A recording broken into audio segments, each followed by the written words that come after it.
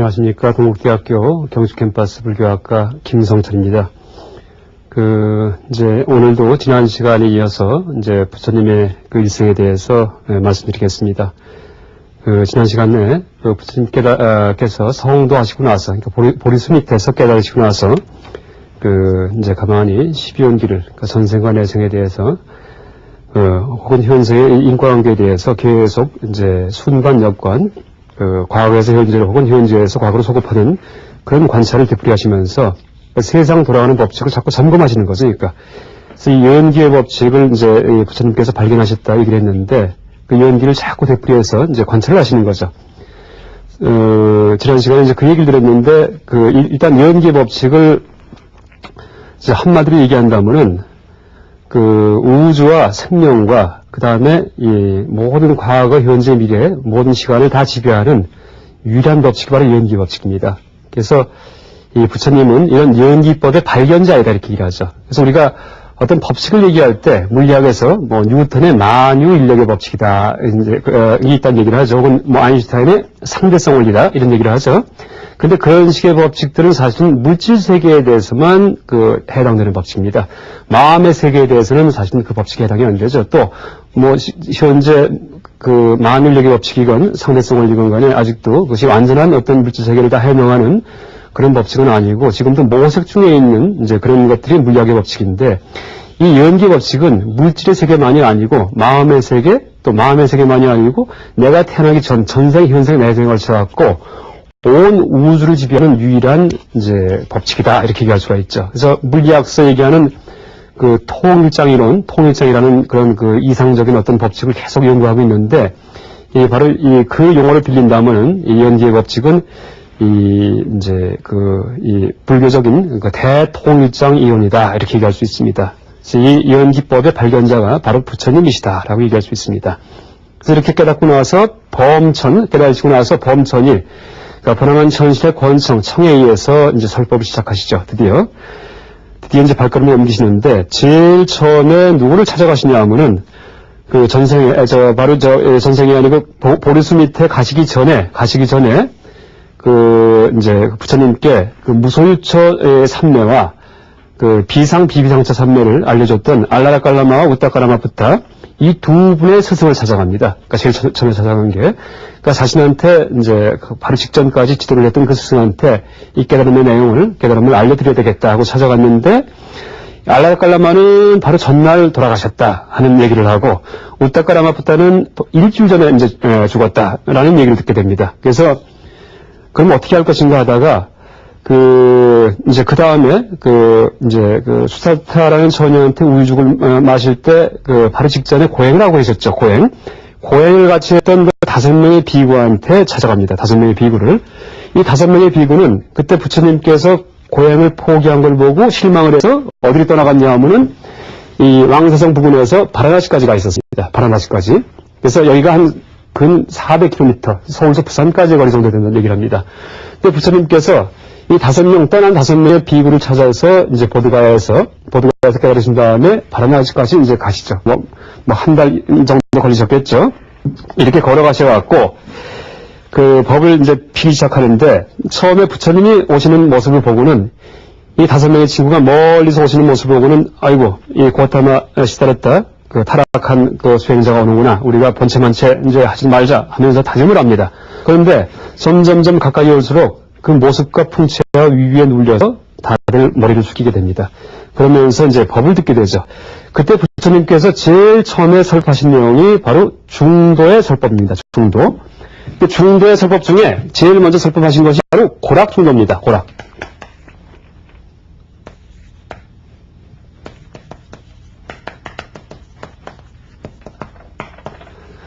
고락중도, 고통, 괴로움에도 빠지지 말고 즐거움에도 빠지지 말아라. 그래서 중도, 양쪽을 다 멀리하라. 이런 얘기입니다. 그래서 이 5명의 비구들은, 이제 스님들은 다 고의 극단에 빠졌던 분들이죠. 고의 극단에. 그러니까 자기를 괴롭히는 것이 어떤 수행의 올바른 방법인 줄 알고 계셨던 분이었죠. 그 다음에 약에 대해서는 보통 경전에서 세속적 쾌락에도 탐닉하지 말아라. 이렇게 해석을 합니다. 이렇게.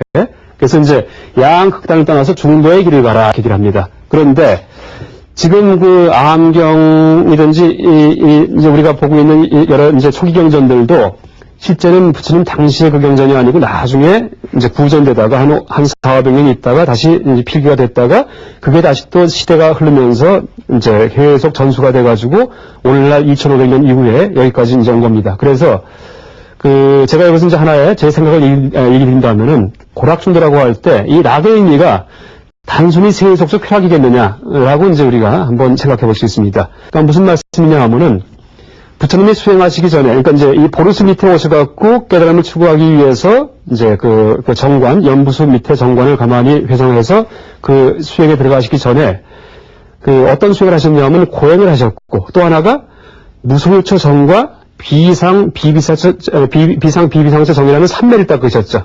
근데 이 삼매는 지극한 즐거움입니다. 즐거움. 그러니까 종교적인 즐거움을 추구하는 그런 하나의 그 어떤 수행과 하나는 종교적인 이제 괴로움을, 그러니까 종교적인 어떤 목적을 추구하기 위해서 괴롭히는, 그러니까 즐거움에 의해서 종교 생활을 하는 그런 그 수행, 하나는 괴로움에 의해서 종교 생활을 하는 그런 수행이죠. 그래서 고락중도라고 할 때, 원래 의미는 그렇게 알라라깔라마와 우타카라부타 같은 그런 선매를 닦는 수정주의자들, 선정만 닦는 무리들, 수정주의자, 그러니까 알라라깔라마나 우타카라마부타를 수정주의자 이렇게 얘기합니다. 그래서 이것을 부정합니다. 절대 삼매만 닦으면 안 된다 얘기합니다. 왜냐하면 불교의 핵심은 삼매가 아니고 삼매를 토대로 얻어지는 지혜입니다. 지혜. 불교는 지혜의 종교입니다. 그래서 이 알라라깔라마와 우타카라마부타를 이제 그 수행을 버린 이유가 이 분들이 수정주의였기 때문에 삼매만 닦는 분이기 때문에 그래서 버린 겁니다. 그래서 이 수정주의일 경우에 삼매만 닦을 경우에는 미묘한 즐거움이 있습니다. 정교적인 삼매의 즐거움이죠.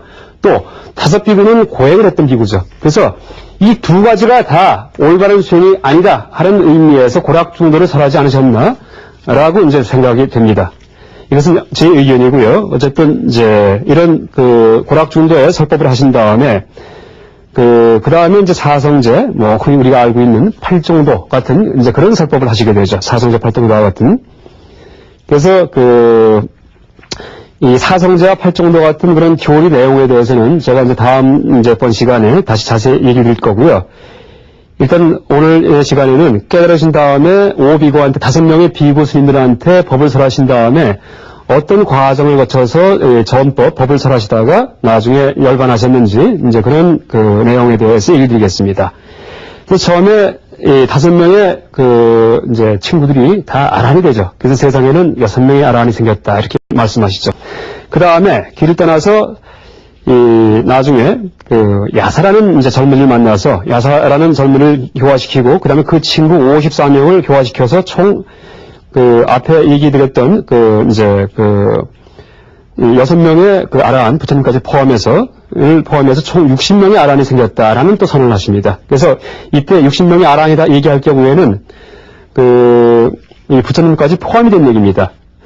그리고 이제 야사라는 젊은이를 교화해서 이제 깨닫게 할 때, 아란이 되게끔 만들 때, 이 야사의 부모가 그러니까 부처님께 출가한 야사를 찾아서 이제 헤매는 그런 장면이 나오는데, 그때 부처님께서 이 야사라는 젊은이의 부모를 만나서 이게 설법을 하시는 내용이 있습니다. 이제 이것이 중요한데, 왜냐하면은 야사의 부모는 스님이 될 뿐이 아니고 제가신자였습니다. 그러니까 제가신자에 대해서는 어떤 설법을 하셨는지 이것이 이제 중요한 내용입니다. 그때 야사의 부모가 와서 이제 설법을 들을 때 부처님께서는 내세를 얘기하시면서 많이 베풀고 그 다음에 보시할 때 시자입니다. 그 다음에 계율을 잘 지키면은, 그러니까 청정하게 도덕적으로 살면은 생천, 하늘나라에 태어난다, 이렇게 얘기하십니다. 하늘나라에 태어난다. 그러니까 제가신자는 내세가 있는지 없는지도 모릅니다. 일반 사람들은. 종교생활 안 하기 때문에. 그렇기 때문에 일단 올바르고 똑바르고, 그 다음에 착하게 남한테 많이 베풀고 살 경우에 이때는 반드시 하늘나라에 태어난다. 복된 내세가 보장이 된다. 라는 얘기를 해줄 경우에 마음이 편안해지죠. 그래서 이게 시론, 계론, 생천론 해서 차제설법이라고 얘기합니다. 차제설법.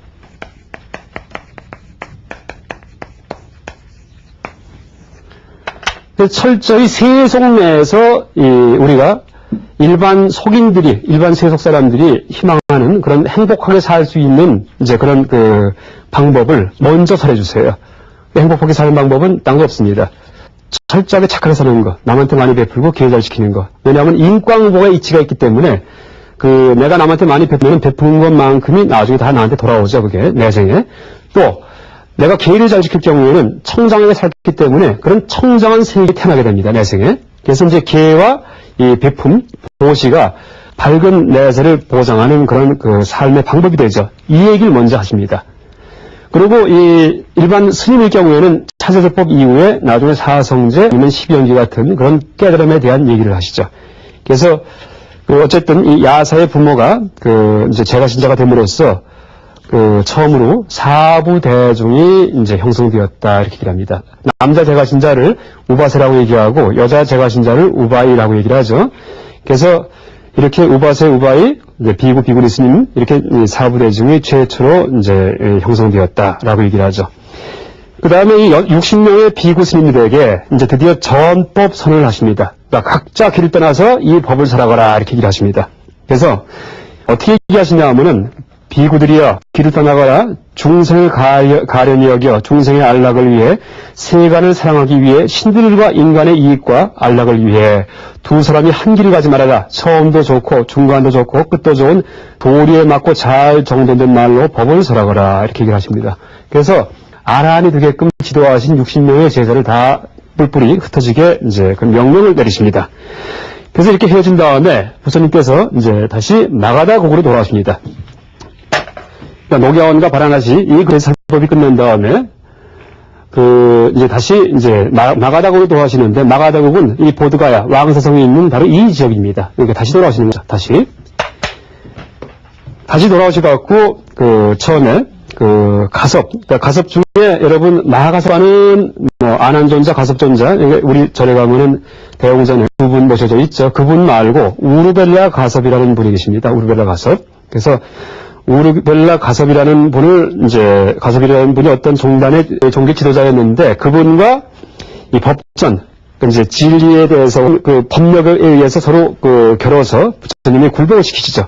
그래서 이 가섭이 굴복됨으로써 그 동생 둘이 함께 이제 다 교화가 돼서 그러니까 세 명의 동생과 이제 각각 거느리고 있던 500명, 300명, 200명의 제자가 다 이제 불교의 승단에 이제 속하는 이제 그런 의식을 지키게 됩니다. 그래서 모두 삭발하고 스님이 돼서 이제 1000명의 비구 스님들이 이제 형성이 되는 거죠.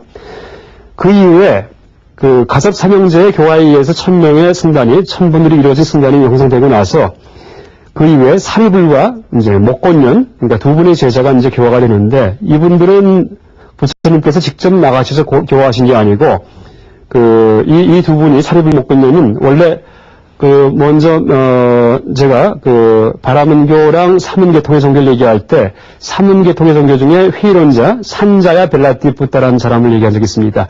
이 두 분은 산자야 벨라티푸타의 제자입니다. 사리불과 목곤년은. 그래서 이제 이 사리불과 목곤년이 일가다가 아싸지라는 처음에 이제 녹야원에서 처음에 교화했던 5명의 스님들 비구 스님 이 중에 한 분입니다. 아싸지라는 스님의 걸어오시는 모습을 보고 강감동을 합니다. 하도 모습이 평화롭고 행복해 보이기 때문에. 그래서 당신은 도대체 어떤 분을 스승으로 모시고 있는데 이렇게 그 모습이 이제 평화로우시냐고 보니까 부처님을 모시겠다 이렇게 얘기를 합니다. 그럼 부처님은 도대체 어떤 가르침을 설하십니까? 하고 물어보니까 이때 아싸지의 대답이 모든 존재는 어떤 원인에서 생긴다. 열에는 그 원인을 설할 뿐이다. 뿐만 아니라 그 소멸도 설한다. 큰 삶을 위한 이와 같이 살아가는 사람이다. 이렇게 얘기합니다. 간단한 얘기인데 바로 이게 바로 연기법의 얘기입니다. 모든 건 다 원인 때문에 생겼고 원인이 없으면 이제 그 결과도 소멸한다. 우리가 체험하는 세상만사는 이게 그냥 있는 것은 절대 없습니다. 원래 이렇게 있는 세상에 우리가 태어난 게 아닙니다. 다 이 세상만사는 다 우리가 전생에 내가 만들어서 이렇게 되는 겁니다. 만들어서 내가 누리고 있는 겁니다. 그러니까 내가 만든 꿈 속에서 내가 꿈을 꾸고 있는 것이다. 이렇게 얘기를 하죠. 풀어서 얘기한다면은.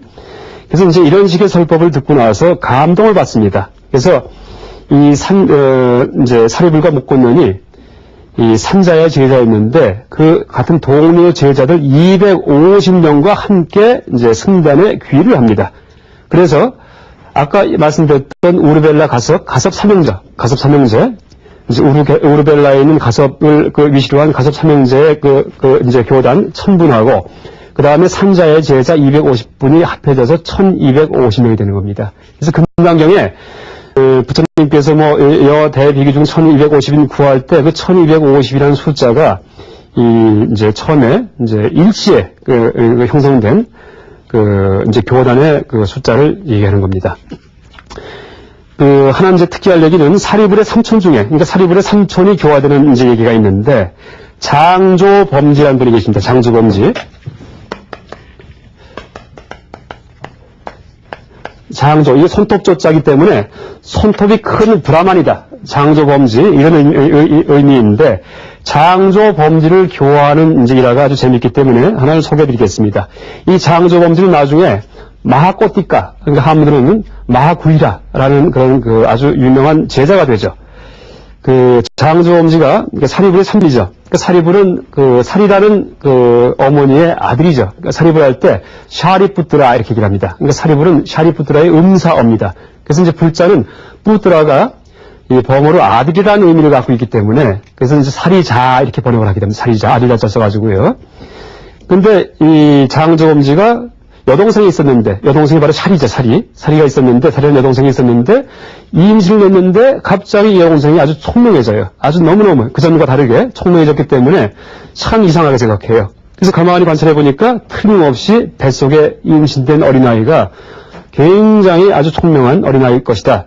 하고 이제 짐작을 하게 되죠. 그래서 저렇게 총명한 어린아이를 임신했기 때문에 이 사리, 여동생도 저렇게 총명해졌겠구나.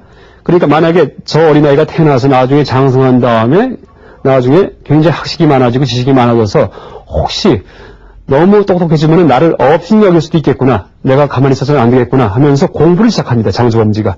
그래서 이제 그러니까 사리불의 어머니인 사리가 임신한 순간부터 공부를 하는데 그걸 자기 조카한테, 그러니까 이제 사리불한테 알려주기 위해서 공부했다는 사실을 그때부터 손톱을 기릅니다. 손톱을. 그래서 장조범지입니다, 이름이. 그러니까 손톱이 긴 범지죠. 그러니까 손톱을 기르면은 10년, 20년 기르면 이게 꼬불꼬불해지죠. 이제 인도에도 지금도 보면 그렇게 손톱을 기른 분들이 가끔 고행자 중에 이제 가끔 계시다는 얘기 들었는데, 그러니까 장조범지가 이제 그런 모습을 갖고 있는 분인 것 같습니다. 그래서 온갖 인도의 모든 경전을 다 섭렵하면서 이제 공부를 하시는데, 나중에 사리불이 이제 태어나서 어느 날 보니까 없어졌어요. 어디 갔나 보니까 부처님이 제자가 됐어요. 아까 얘기했듯이 산자의 제자가 됐다가 나중에 부처님께 가서 귀의해서 제자가 됐어요. 그러니까 이 장조범지가 발끈해갖고 부처님을 찾아갑니다. 내가 이 사리불을, 자기 조카를, 당신의 조카를 데려오고야 말겠다. 이제 하면서 찾아갑니다. 근데 이 장조범지가 온갖 세상의 모든 경전을 다 통달해서 이제 내린 어떤 자기의 결론은 일체법 불수입니다. 일체법 불수. 모든 어떤 이론도 나는 인정하지 않는다. 이런 뜻입니다. 일체법 불수. 그러니까 어떤 철학 이론도 다 틀린 거다. 세상에 올바른 철학 이론은 없다. 어떤 이론도 용납하지 않는다. 어떤 이론도 이런 결론을 내렸기 때문에 이 장조범지를 이 사람들은 이제 회의론자다 이렇게 얘기를 합니다. 회의론자. 그래서 부처님을 찾아갔더니 이 부처님께서 왜 왔느냐 얘기를 하니까 이제 말씀하시니까는 사리불을 찾으러 왔다라고 얘기를 했죠. 그래서 도대체 너는 어떤 생각을 갖고 있느냐고 여쭤보시니까 이 장조범지가 나는 어떤 이론도 받아들이지 않는다라고 이제 대답합니다. 일체법 불수. 나는 세상에 어떤 이론도 받아들이지 않는다라고 대답을 하니까 바로 그 순간에 부처님께서 만약 그렇다면은 일체법 불수라는 그 이론은 받아들이느냐 아니느냐 이렇게 얘기를 합니다. 이 패러독스죠, 패러독스. 장조범지를 이제 궁지에 모는 거죠. 자가당색에 빠지게 해서. 그러니까 장조범지가 생각해보니까 모든 이론을 받아들이지 않는다는 이 이론을 내가 받아들이지 않는다면은 나는 그 이론이 내 이론이 아니라는 얘기이기 때문에 모순에 빠져버리고 만약에 일체법 불수라는 그 이론을 내가 받아들인다면은 그것만은 받아들인다면은 앞에서 모든 이론은 받아들이지 않는다는 그 말에서 하나의 예외가 있는 거니까. 그렇죠? 자기 이론만은 거기서 빠져야 되니까. 그러니까 그것도 모순에 빠져버리죠. 오도 가도 못하게 되죠. 어떻게 할까 하다가는 알기 힘든 그런 내용을 답하자해서 일체법 불수라는 말도 나는 받아들이지 않는다 이렇게 대답합니다. 모든 이론을 받아들이지 않는다라는 것도 나는 이론으로 생각하지 않는다 이렇게 얘기를 합니다. 그리고 부처님 그때 패러독스를 지적하시죠. 그렇다면 너는 다른 일반 범부와 다를 게 뭐 있겠느냐. 네 이론이라고 할 게 특별히 뭐가 있겠느냐 이렇게 얘기를 하십니다. 그때 장조범지가 이제 굴복을 하죠. 그러면서 이제 삭발을 하시고 이 비구 스님이 되셔서 부처님의 제자가 되죠. 이분이 이제 마꼬띠까 마구이라고요.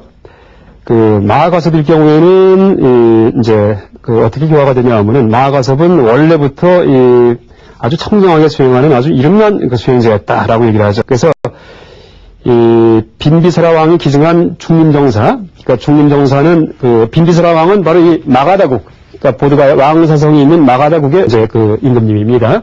이분이 중림정사를 기증하시는데, 그러니까 최초에 이제 그 사찰이 되시죠. 사찰이 되겠죠. 근데 이 중림정사 있는 그 다자신의 탑, 그러니까 다자탑이라고 얘기해요. 다자탑. 그러니까 애를 많이 낳게 하는 그런 탑인가 보죠. 그런 신을 갖다가 섬기는 탑. 그 앞에서 부처님이 설법을 하실 때 멀리서 이제 가섭존자가 걸어오시죠. 그때 이제 부처님께서 미리 알아보시고서 자리를 반을 이제 이렇게 내주셔가지고 가섭존자를 옆에 앉으시게 하죠. 그래서 다자탑 앞에 반분자다 해서 이게 그 가섭존자한테 이 법을 내리신, 법을 부촉하신 그런 그 세 가지 일화 중에 하나로 지금까지 선종에서는 그 전승이 되고 있죠. 그 다음에, 물론 안한존자도 있고요. 안한존자는 이제 태어난 날이 바로 부처님이 성도하신 날이다. 이렇게 얘기합니다. 깨달은 날에 태어났기 때문에, 안한이라는 말은 안한다. 기쁨이란 뜻입니다. 기쁨. 그래서 그 기쁨을 기리기 위해서 이름을 안한다라고 지었다라고 얘기를 하죠. 안한존자도 있지만은, 그 안한존자는 이제 나중에 부처님이 열반할 때까지 계속 옆에서 시봉을 하시죠. 시봉을. 그래서 부처님이 설법하시는 내용을 다 듣죠. 다 들으셨기 때문에, 다른 이제 예수님들은 설법 듣고 나서는 다른 데 가서 교화도 하고 전법하러 나가시는데, 안한존자는 항상 부처님을 시봉하셨죠. 그래서 나중에 부처님이 열반하신 다음에 처음 이 불교 경전을 결집할 때, 모을 때, 그때 안한존자께서 경전을 설하시죠. 회상을 해가면서.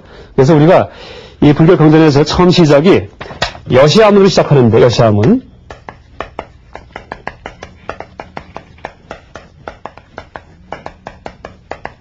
이때 여시, 이와 같이 내가 들었다. 이때 이 아자가 바로 안한존자의 그를 말합니다. 그러니까 이제 안한존자께서 내가 이와 같이 들은 기억이 납니다 하면서 경전을 설하십니다. 이때 이제 아자가 안한존자를 의미하죠.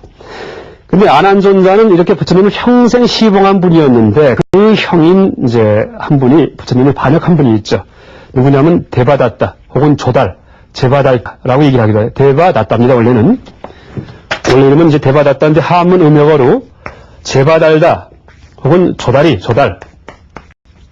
대바는 천, 나따를 갖다 이걸 보통 득이라고 번역합니다. 득. 그래서 이제 한문으로 번역한다 하면은 뭐 천득이, 대바다tta라는 반역자가 나오죠. 그래서 이 반역에 대한 얘기를 이제 조금 얘기 드린다면은 항상 교단을 차지하기 위해서 이제 부처님을 해치기 위해서 뭐 돌을 굴리기도 하고 수시한 코끼리를 보내기도 하고 하는 이제 그런 아주 못된 짓을 많이 하시죠. 나중에 결국은 땅이 갈라지면서 이제 지옥에 그냥 떨어져 돌아가셨다 하는 얘기를 하죠. 그런데 이 대바다tta조차도 나중에 법화경에서는 무량겁 이후에 나중에 성불을 할 것이다 이렇게 얘기합니다. 그러니까 대바다tta조차도 포용하는 것이 법화경의 가르침입니다. 대바다tta의 이제 어떤 일화 중에, 대바다tta와 관계된 일화 중에 재밌는 얘기가 하나가 있는데, 얼핏 볼 때는 대바다tta가 굉장히 청정한 비구 스님인 것처럼 우리가 느껴집니다. 왜냐하면은, 부처님께 대해서 이제 반박을 이제 하는데, 부처님에 대해서 저항을 할 때 5가지 항목을 들면서 부처님에 대해서 도전을 합니다. 뭐라고 도전을 하냐면은, 왜, 어째서 이 스님들이 숲에, 그러니까 지붕이 없는 숲에 머물면서 수행을 해야 되는데 왜 기원정사나 중림정사 같은 집을 져가지고 지붕이 있는 데서 사느냐 이렇게 물어봅니다. 첫 번째가 이제 그겁니다. 그러니까 숲에 머물며 지붕이 있는 곳에 머물지 말 것이지 왜 지붕에 있는 곳에 머무느냐. 그러면 청정한 비구라고 할 수 없다 하면서 부처님을 공격을 합니다. 두 번째, 탁발에 의지해서 이제 걸식을 하시죠. 그러니까 비구할 때 비군이라는 그 뜻이 걸식해서 사시는 분이라는 뜻입니다. 그래서 이제 걸식해서 할 것이지 왜 신자의 초대에 의해서 식사하느냐라고 반역하죠. 또 이제 분소위, 그러니까 누더기 옷을 입을 것이지 왜 남이 옷감을 짜서 준 그런 옷을 입고 스님께서 다니시느냐 이렇게 이제 반박하죠. 또 왜 스님들이 생선과 고기를 드시느냐라고 반박하죠. 실제 생선 고기는 우리나라 스님들만 안 드시는 게 되어 있지 남방불교 이 상자부든지 지금 현재도요 티베트 불교든지 생선 고기는 아무 상관없습니다. 근데 단 내가 살아있는 것을 직접 본 고기, 혹은 나를 위해서 목숨을 죽인 고기, 목숨을 없앤 고기, 이 경우에는 먹지 못하게 되어 있습니다. 근데 그 이유에는 상관은 없습니다. 그건 부처님 당시도 마찬가지고요. 물론 안 먹으면 더 좋지만, 그러면 우유와 버터를 취하지 말 것. 그러니까 이런 이제 5가지 조문을 들어갖고 부처님을 공격을 하죠. 근데 얼핏 본다면은 굉장히 청정한 삶처럼 느껴지는데 이게 이제 계율, 계행에 대한 그런 그 내용들인데 실제 대바다타가 어떤 모습을 저질렀냐 하면은 이 불교의 계율은 먼저 한번 얘기드렸듯이 계의 자체가 중요한 게 아니고 우리 마음 훈련법으로서의 하나의 수단입니다. 그래서 마음 훈련은 무슨 얘기냐 하면은 탐심과 진심과 치심, 그러니까 욕심과 분노와 어리석음을 치료하는 그런 수단이 계획인데 이 대바다타는 실제 계를 지키자고 하면서 더 큰 덕목인 진심, 분노심을 낸 거예요. 거꾸로요. 그러니까 실제는 주객이 전도가 됐죠. 그 바람에 실제는 겉보기에는 청정 비구승 같이 보이지만은 오히려 분노로 가득 찬 그런 스님이었다라고 얘기했습니다. 오늘은 부처님의 일생 중에서 대바다타의 반역까지 이제 말씀을 드렸습니다. 감사합니다.